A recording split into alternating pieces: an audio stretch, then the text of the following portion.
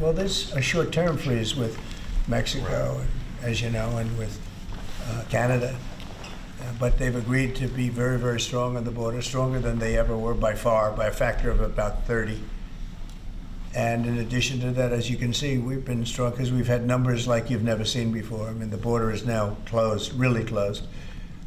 And with that being said, we're letting good people come through, and we want good people to come into our country.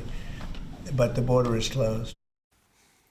U.S. President Donald Trump has delayed tariffs on Canada. In exchange, the Trudeau government will implement its $1.3 billion border plan, which includes more personnel and new technology. Canada has also promised a new fentanyl czar. Although the role is still being shaped, it would be the main interlocutor with the U.S. administration. They will enhance collaboration and intelligence sharing and help coordinate a joint strike force, which will focus on fighting organized crime, money laundering, and trafficking people and products. No frontrunners for the position have emerged, but it is believed the government is looking for a current or former police officer. Joining us now is former RCMP Deputy Commissioner Pierre-Yves Bourduas. PY, it's good to see you again. Thanks for being here, sir. My pleasure, David. What are your thoughts on the fentanyl czar right off the bat? This is the new addition to the border plan that the Trudeau government has been developing since Trump made the demands. How do you see this role? What do you think it should do? The individual, he or she, will need to have a good appreciation of the dynamic of public safety agencies on both sides of the border. Will need to hit the ground running because it's a key position, and will also need the authority with the accountability for this particular role, because there are some great work that have been done to combat fentanyl trafficking in our country. For instance, according to Public Safety Canada, between 2018 and 2024, law enforcement agencies were not idle. They actually dismantled 44 fentanyl labs that were operating illegally in our country. So therefore, this individual will need to have a good appreciation of what's been done and how can it be improved on both sides of the border. So should this be something that exists as a part of the RCMP or its own separate, position inside the Justice Department? How do you think this should be structured and set up? Because it's not going to have time to build a bureaucracy from scratch in the time that's available. It needs something underneath it to make it function. I mean, what's your sense? I would venture to say that we need someone that has a good operational background, because operation drives these types of initiatives. Hence the reason why the government should contemplate someone or an individual that would operate within an existing structure. Right. So therefore, RCMP or larger law enforcement agencies would be the appropriate, in my opinion, venue for this type of individual to operate. Is this a position that's actually needed to get a handle on the fentanyl problem, or is this a position that's really needed to get a handle on the Trump problem? Is there something unique to the fentanyl challenge that requires a fentanyl czar? Well, fentanyl is, and anybody that lives in an urban environment in Canada here can see the damage, the incredible damage that fentanyl does to our society. So therefore, I applaud the initiative, because the fentanyl is clearly a problem that needs to be addressed. And the Prime Minister himself recognized over the weekend that more could be done in our country to address this key problem that is affecting Canadians from coast to coast to coast. The other important point is the link between what Canada is doing and what the U.S. is doing, and how can this individual build more bridges in order to be to have successful operations on both sides of the border. So help me understand why that doesn't already happen in the normal interaction of law enforcement, right? Because obviously the fentanyl challenge is enormous everywhere. It's deadly. It is killing, far too many people in Canada, the United States, and other places.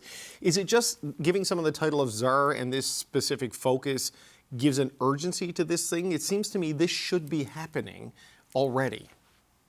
Agreed. And what's interesting is, for instance, when I've indicated that these 44 labs were put out of commission, the intelligence appeared to indicate that most of the fentanyl was destined for Australia and New Zealand, Right. and very little for the towards the U.S. So therefore, I think this individual will need to basically, again, exchange information in a proactive manner with our U.S. counterparts, just to ensure that they have a better appreciation of what is being done in our country, and also how can they leverage on what we're accomplishing in Canada in order to address their problem and their concerns. Because in my opinion, perception here becomes reality for people south of the border. Right. But that's an important point you make. I mean, these labs that are making this in large volumes, I mean, it is mostly not destined for the United States. Now, it's no more comforting that it's leading to the overdose deaths of Australians and people in the Pacific theater,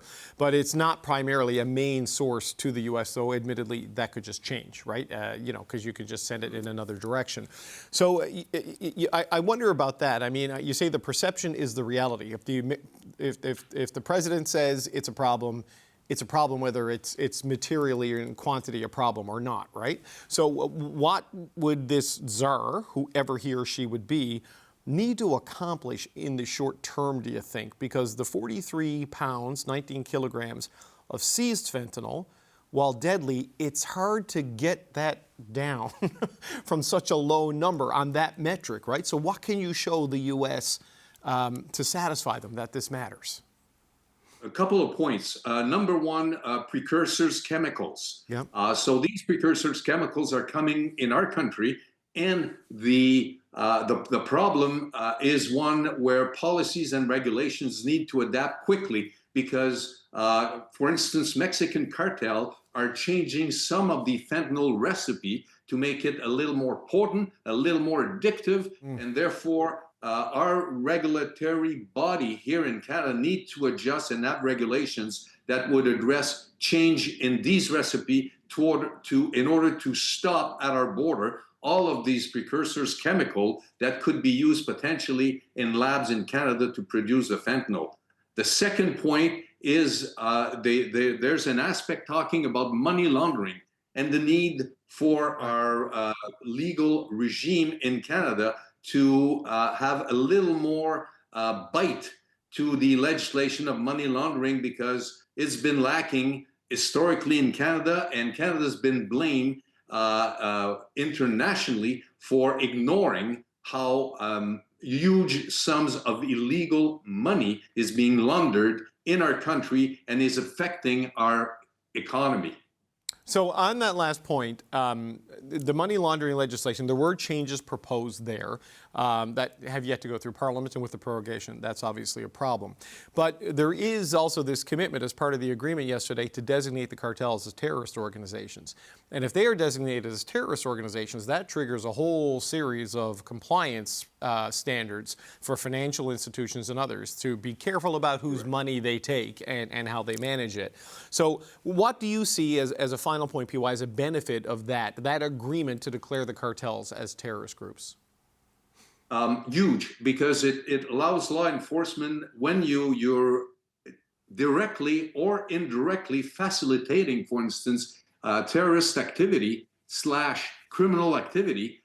Therefore, you have a little more clout legally to be able to force, for instance, financial institutions to provide information to facilitate these types of investigations. So therefore, if anyone is involved directly or indirectly facilitating, training, recruiting individuals, therefore it becomes illegal, and it allows law enforcement agency writ large to actually be able to put a stop or at least impede these types of criminal activities in our midst and also abroad.